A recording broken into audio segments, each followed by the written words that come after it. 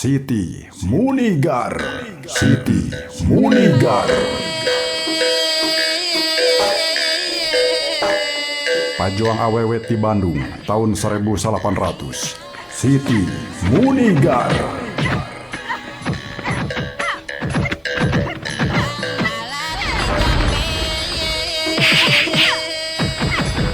Bismillahirrahmanirrahim. Sampurasun wargi-wargi sadaya. Waluya Dongeng Sunda. Channel YouTube Dongeng Sunda Kang Gilang Seja Medar Hiji Carita karya Aan Merdeka Permana. Siti Munigar kapaksa kudu ngalawan menjadi bapa. Rainen Van Hoste Munigaran komandan militer di Bandung. Sabab beda paham ngenaan hak-hak kaum pribumi.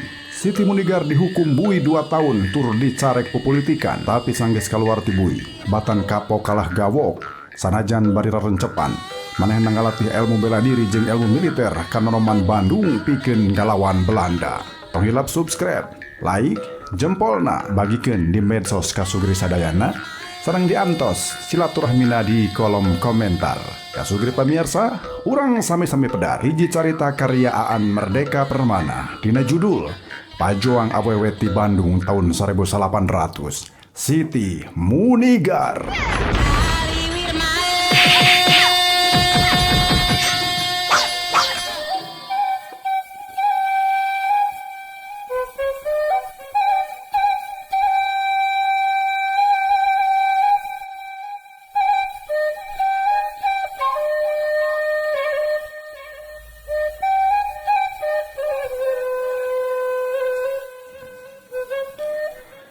Kagiatan Siti Munigar geus kabuka kasugri.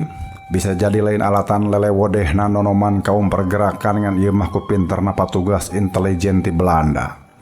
Sanggeus aya laporan ngeunaan kagiatan kaum pergerakan pihak Belanda ngayakeun rekayasa saolah-olah markas kenil digempur ku kaum pergerakan, maksudna mah hayang mancing kaum pergerakan kaluar. Siti Munigar ge milu kapancing ku cara marentah Sunarja nalung ti kajadian sabenerna. Reaksi sarupa kieu teh geus ngababarikeun polisi Belanda pikeun manggihan anggota kaum pergerakan. Nu matak salah sahiji di antarana nyaeta Mang Kiwi, Kacang Kalak, Dabongan, loba ida gelihar nepungan anggota kaum pergerakan.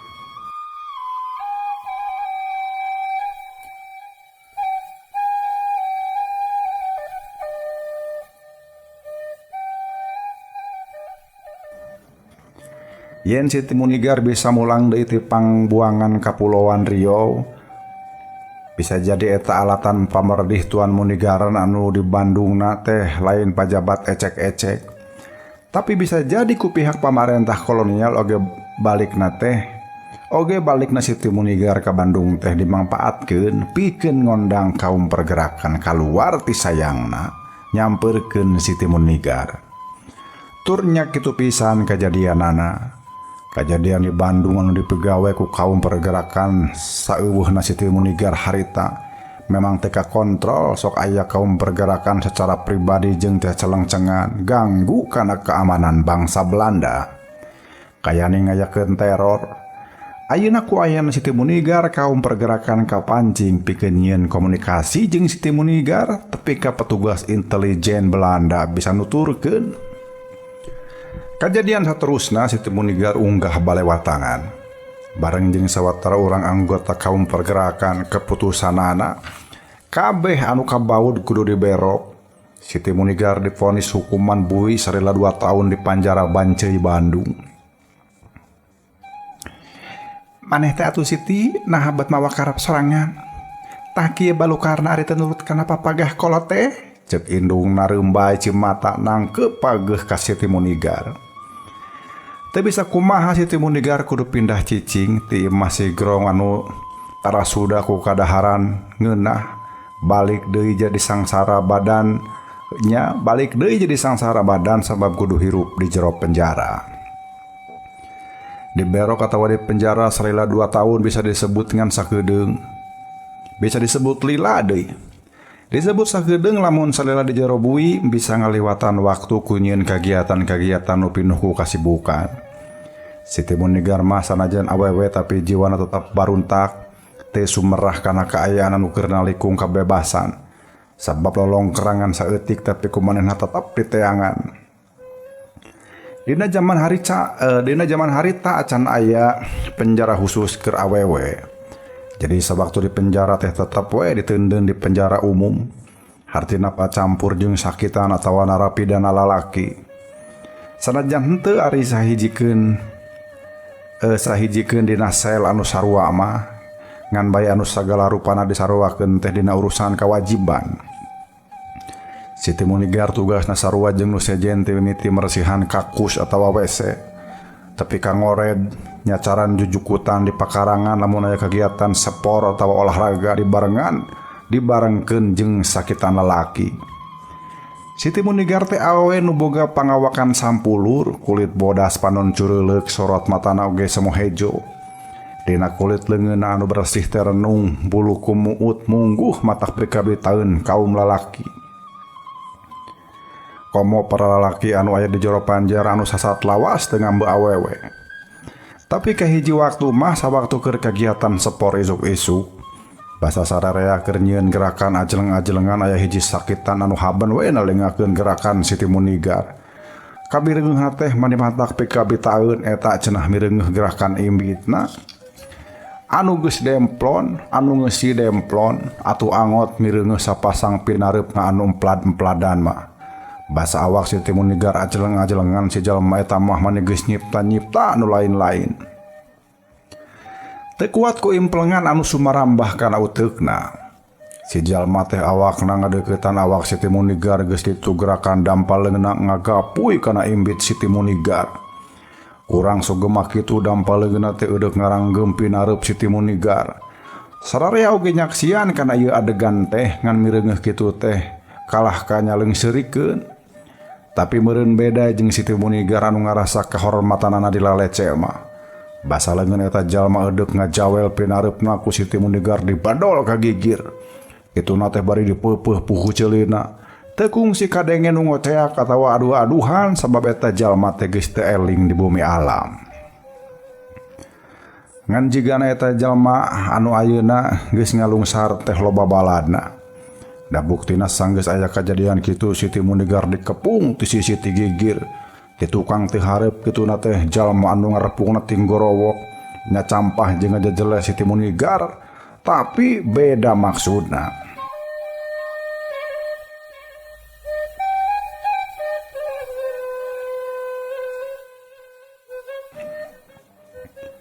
Payahan Siti, anak penjajah Belanda.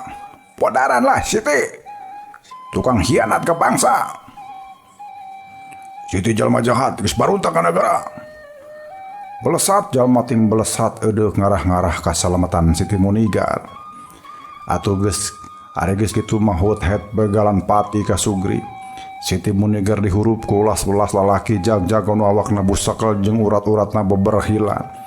Mani teu imbang awewe lenjang saurang pada ngepung ka ulasan lalaki barangasan. Ngan bae Siti Munigar teu katembong gimir malah gerakan anak katembong tapis. Saban hembatan dampaleungeun lawan dipapagu hembatan deui. Ngan bedana ari dampaleungeun lawan mah nya gede nya kasar ari leungeun manehna mah nya lemes nya rancunit laleutik ramo-ramona teh. Tapi teu percuma Siti Munigar lila diajar main podi Manonjaya jeung di Cintaratu Tasikmalaya. Sabab ayeuna karasa mangpaatna. Sanajan ceuk sareat cantang tu bisa unggul ngelawan nu ngepung, tapi saeutikna manehna mah teu kabeunangan. Malah sabalikna lawan-lawanna mah aya nu geus kabeunangan sanajan teu parna oge. Mireung aya uruhara sipir banceuy rajol bari marentah nitah eureun. Sawareh ngamang-amang papongkol karet sawareh mangabekaskeun bedil dorlok. Tapi sakitu anu ngepung Siti Munigar jiga anu teu sieun da buktina anggar we boga niat ngakalakeun. Malah sababaraha kali kabeunangan tepi ka pipina hejo da tonjokan lawan nenggel pisan. Basa kadudukan Siti Munigar geus kapepet ti sisi beditu aya jalma ngabalesat keprak. Lawan-lawan Siti Munigar teh dibabukan saurang-saurang. Nu dibabukan kari sababaraha urang deui nu can ngajurah roh ka karat alu. Tepira anu cekeneh bebelasatan bare ngahembatkeun dampaleungeun teh ukur pangawak lalaki kolot umur 70 tahunan.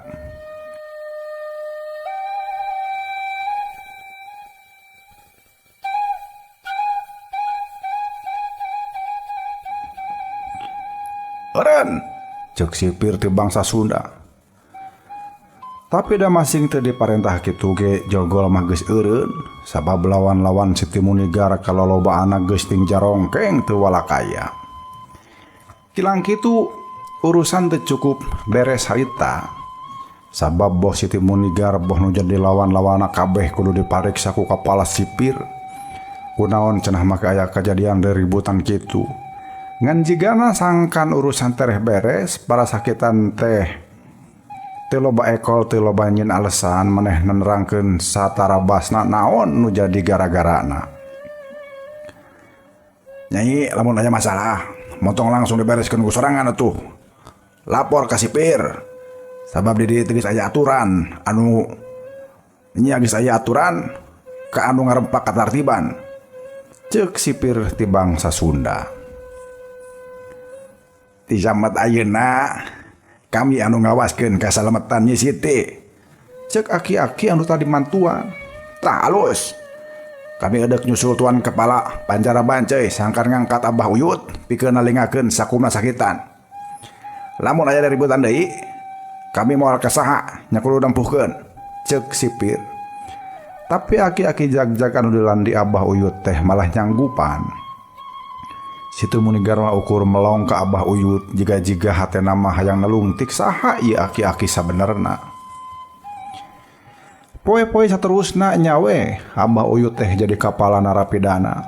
Di jero bui Abah Uyut teh nyieun aturan kekep. Di antarana anu penting na bae sasama narapidana dipahing ulah parasea. Angot nepi ka garlut begalan pati mah. Kaum narapidana oge kudu hormat ka awewe angot. Mun tepi ngarelece ganggu kana kahormatan mah. Sabenerna aturan anu kadua ieu mah leuwih deukeut kana nang tayungan kahormatan Siti Munigar. Ari geus pan di Panjara Bancai harita narapidana awewe mah nu kasampak teh ukur Siti Munigar. Yen kasalamatan Siti Munigar dijaga ku Abah Uyut memang karasa pisan. Sel Siti Munigar tempatna parendeng jeung sel nu deusian ku Abah Uyut. Tapi kalamun dua anana pareng ngarobrol teh bisa silih dengekeun omongan-omongan naon anu dicaritakeun ku maranehna. Sababaraha poe deukeut jeung Abah Uyut, Siti Munigar kakara apal saha ieu aki-aki bedas teh sabanarna. Abah Uyut teh jawara ti Batawi kungsi jadi opsir Belanda ngan di katentaraan bengal. Loba wangkelang kana aturan tur akhirna samemeh dikaluarkeun milih kabur miheulaan.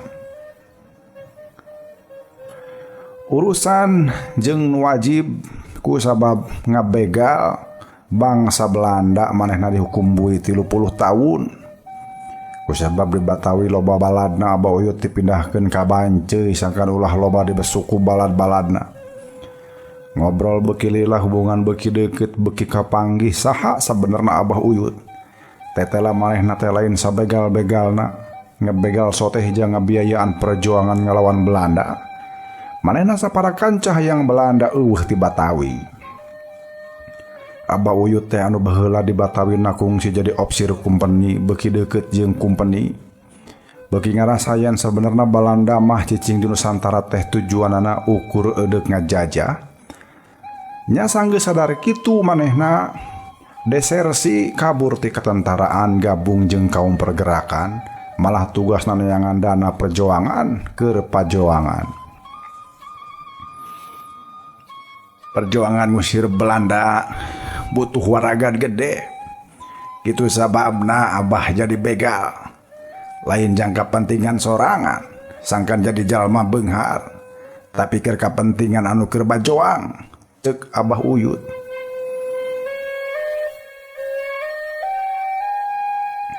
Abah can lila dipindahkeun ka dieu.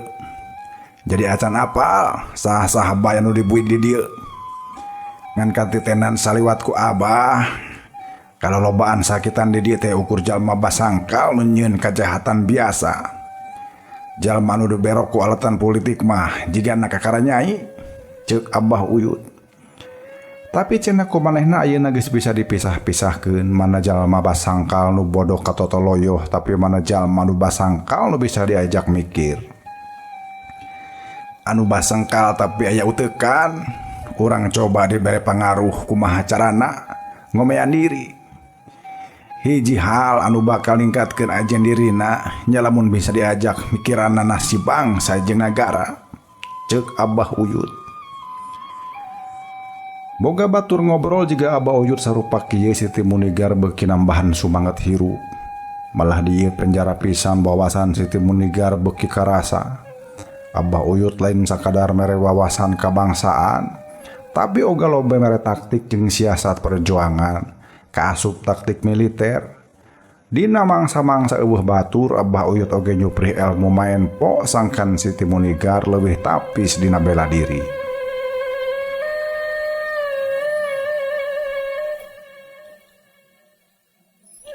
Dina main po teu meunang licik, neangan tarekah kumaha sangkan urang meruhkeun musuh, nipu gerakan, ngabongohan, meupeuh teu katingali ku musuh, malah kabur sanggeus neunggel. Eta ilmu licik anu disebut siasat, ceuk Abah Uyut. Abah Uyut ngiritik pola Siti Munigar basa kamari aya dina kepungan. Musuh teh geus licik, nyai sorangan dikepung ku ulas-ulas jalma. Jadi jang meruhkeunana kudu licik deui, ceuk Abah Uyut. Ari nu disebut licik di dieu nyaeta nyieun gerakan main po anu kaluar tina ugeran. Ku Abah kamari kabireungeuh nyai embung licik, padahal mun daek licik mah babari pisan meruhkeun lawan, ceuk Abah Uyut deui. Gerakan abdi nu mana anu kabireungeuh embung licik teh Abah, ceuk Siti Munigar panasaran. Kamari ieu loba lawan nyai nu lolobana lalaki ora wodol, hayang ngaragapi narip nyai, malah hayang nyawel kana palangkakan. Kuduna diantep heula ulah dijauhan, geus dicingcetkeun, tah sanggeus eudeuк atel malah komo diantep sina nyawel heula. Nya didinya kahengker lalaki, manehna bakal kajongjonan perhatianana moal musir kana pertahanan.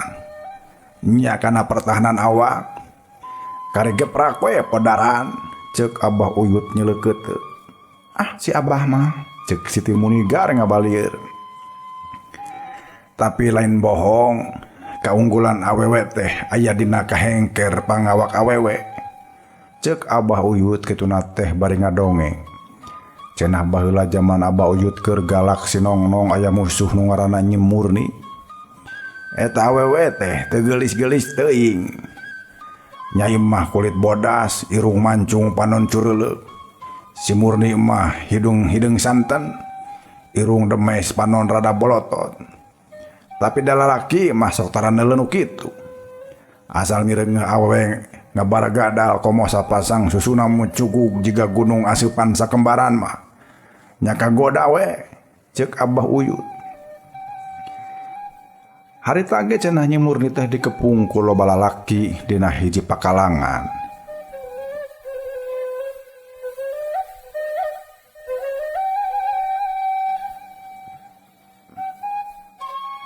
Jang meraikeun perhatian Nyi Murni ngalaan baju kampretna bukna anu tadina digelung teh dirumbaikeun.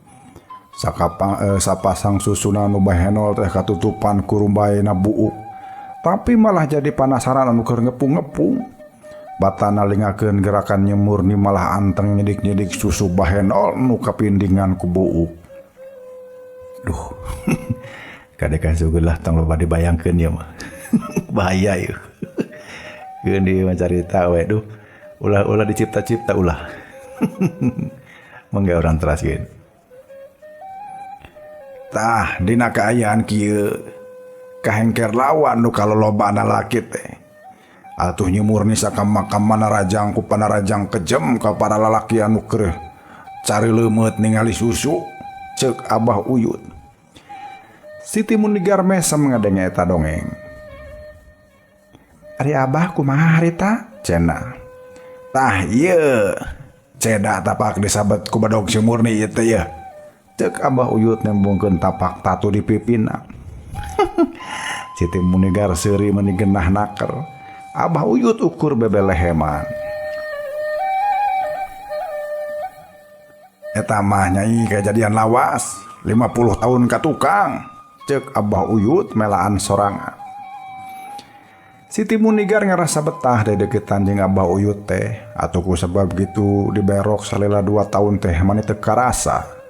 Nyaho manehna geus nampa surat kaputusan yen hukuman geus beak. Siti Munigar ngerasa sedih kudu papisah jeung Abah Uyut anu sakitu geus loba mere rupa-rupa pangaweruh.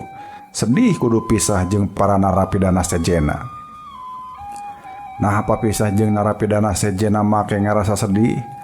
Lain nu sejen mah ukur penjahat biasa. Nya ari mimitina mah ngan sanggeus Siti Munigar gabung jeung Abah Uyut. Pandangan kalangan para narapidana ka Siti Munigar jadi robah. Ieu teh sanggeusna Siti Munigar saeutik-saeutik mere penjelasan kana harti hirup. Saeutik-saeutik sanajan ku basa nu basajan Siti Munigar loba nerangkeun saha sabenerna urang jeung kudu kumaha sakuduna sangkan urang bisa boga ajen mandiri. Boh ajen sapribadieun urang, boh ajen keur kapentingan balarea kaasup kapentingan negara. Loba ti antara narapidana anu mimiti ngarti kana omongan Siti Munigar. Aya anu janji sakaluarna ti panjara banceuy teh cenah bakal ningkatkeun ajen diri jadi jalma anu mangpaat keur jalma rea. Aya oge anu togmol eudeuh milu babakti ka nagara, malah sababaraha urang anu rarencepan ngadatangan Siti Munigar. Yen lamun manehna geus beak eudeuh neangan Siti Munigar, maksud teh yen manehna geus bebas, eudeuh neangan Siti Munigar pikeun gabung kana perjuangan bangsa. Peutingna samemeh ninggalkeun panjara aya upacara paturaitineung, kabeh anu hadir kaasup anu bareto niat jail ganggu kana kahormatan Siti Munigar. Nyurucudkeun Cipanon sedih ditinggalkeun ku Siti Munigar. Insyaallah urang bakal tepung deui dina kagiatan sejen anu leuwih gede mangpaatna ti ayeuna, ceuk Siti Munigar. Siti Munigar kaluar ninggalkeun penjara banceuy bari ngaligincing. Eueuh anu mapageun jalma saurang ge kaasup kolot-kolotna padahal manehna ngajudi tangtu surat pembebasan dirina oge kanyahoan ku Tuan Munigareun. Teu naon, sabab bisa jadi papah geus micen aing. Aing geus teu menang deui aya di lingkungan kolot, ceuk pikirna. Siti Munigar teh hayang dilacicing di kota Bandung sanggeus ningali jadwal kareta api anu muru Tasikmalaya. Biur we manehna mah tumpak kareta. Duitna oge boga sabab salela digawe ngurus kebon jeung nyieun karajinan tangan teh. Penghasilan tina hasil gawena teh oge nya penghasilan tina hasil gawena teh oge manehna nampa.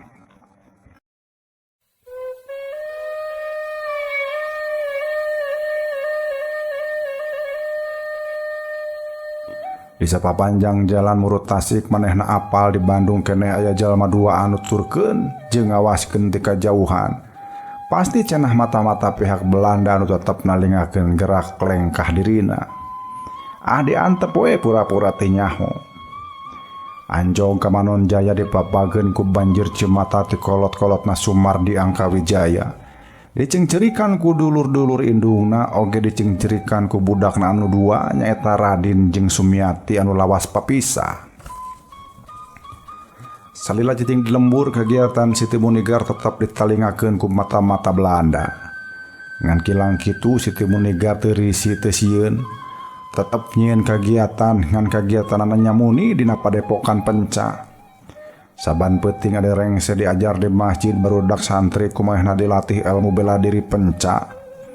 Ieu kagiatan ge teu leupas tina panalingaan mata-mata Belanda. Ngan bae pihak Belanda teh boga alasan pikeun nyarek ari sababna da latihan Penca mah di saban pasantren ge diayakeun ongkoh deui Siti Munigar teh teu kapanggih mere pangaruh nu aya patalina jeung politik. Siti Munigar lain rek mapohokeun gagasan politik kabangsaanana ka Sugri. ngankeun we heula para nonoman sinajara gogelut sabab hiji waktu mah eta pangabisa teh bakal mangpaat keur bumelak ka nagara.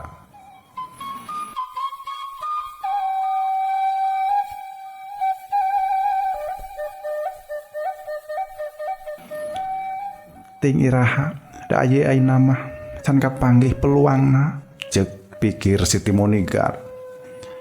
Lamun maladang latihan anu diajarkeun ku Siti Munigar teh mangpaatnya paling dina jaga lembur, dina jalman harita mah wilayah Manon Jaya teh estu sepi jempling tewong rampau. Sabab jalma anu niatna jahat sieun pisan ngadengaran Siti Munigar teh. Komo lamun kudu tapi ka kudu adu hareupan mah geus kabejakeun sababaraha kali. Jalma nu niatna jahat ka wilayah Manon Jaya loba dipengkoran ku Siti Munigar saurang. Harita Siti Munigar katotol jawara awewe nu jago gelut ka Sugri. Siti Munigar ge lain bae ngalatih silat ka nonoman Manon Jaya. Sabab dina umur 35 tahunan pindah deui ka lembur Cintaratu nu aya di wilayah Singaparna. Sababan imahna ladang ngabangun babarengan jeung Sumardi mah nya di Cintaratu. Di Cintaratu sarua ngadegeun padepokan bela diri anggotana nonoman santri di dinya. Tapi di hareupeun umum bungkul Siti Munigar nembongkeun diri awewe Digjaya anu pinuh ku sumanget teh sabab ari keur sorangan mah samisal eudeuh sare kasedih mah gumulung deui nyaeta lamun inget kasalaki. Kumaha nasib Kang Sumardi ayeuna. Geus 11 tahun aing teu nampa beja teh carita. Nah aya keneh. Nah geus perlaya. Ceuk hatena anu ngungun bari reumbai cimata.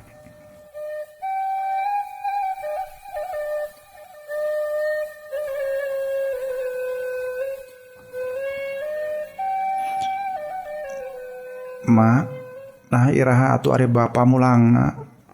Da apanan mamah ayeuna teh geus mulang, ceuk Radin anak nu cikal. Siti Munigar mah ukur bisa ngucapan sirah budak anu ayeuna umurna geus 12 taun. Lamun geus kitu kakara tiluan jeung Nyi Sumiati nyaeta si bungsu paungku-ungku sedih.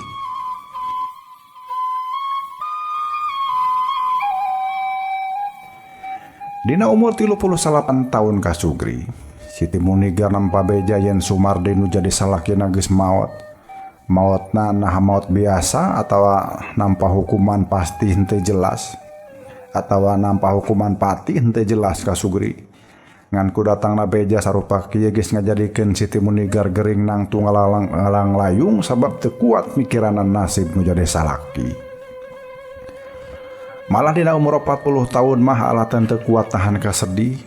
Siti Munigar umurna dipundut ku Gusti Nu Maha Suci ninggalkeun perjuanganna anu tacan rengse. Makamna di mana eta aya dua versi, aya nu nyebutkeun di Cintaratu, aya nu nyebutkeun di Manon Jaya. Aya salah sahiji makam nu diakukeun ngaran Siti Munigar. Tapi titi mangsana kala teuing maotna tahun 1804. Teu akur jeung ieu lalakon anu dipedar ongkoh aya versi lalakon tokoh anu ngaran Siti Munigar turunan Sukapura. Tapi jalan caritana teu akur jeung lalakon anu keur dipedar ieu ka Sugri. Nu itu mah aya catatanana sanajan tetep versina loba jeung beda-beda.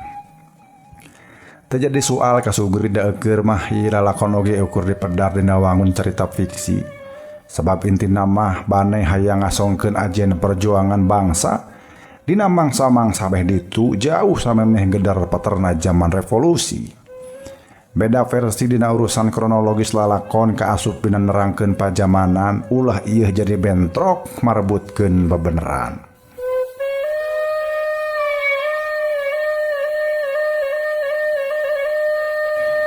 Kasugri pamiarsa mitra kaum dangu anu mulia carita dongeng Sunda Siti Munigar. Pajoang awewe ti Bandung tahun 1800 karyaan Merdeka Permana anu dipedar ku Kang Gilang di channel YouTube Dongeng Sunda Kang Gilang. Gilang kasna di channel urang anggap rengse deui ka dieu. Mong sapertos sering didugikeun yen moal aya carita anu bener-bener tamat, salila kahirupan masih terus kumelendang di alam dunia. Atur nuhun nu parantos sasarengan, anu parantos ngarojong, anu parantos subscribe, anu parantos nge-like, anu parantos komentar di kolom komentarna supados silaturahmi tiasa tetep nyambung. Hatur nuhun pisan. Neda ikhlas manahna kangge tiasa ngabagikeun di medsos kasugri sadayana, boh di grup-grup WA, boh di Facebook, supados ieu carios oge tiasa didangukeun ku wargi-wargi urang nu sanes. Sekali deui kaanggilan nuhun kang dihapunten bok pilih aya undak usuk basa anu tumerna, oge aya cariosan tur kalimah anu matak tu genah neda ditawakuf nu saageung-ageungna. Urang tepang dangu deui dina waktos anu sanes oge dina carios anu enggal manawi. Mangga wilujeng kantun. Billahi taufik wal hidayah. Wassalamualaikum warahmatullahi wabarakatuh. Permios Waluya Dongeng Sunda.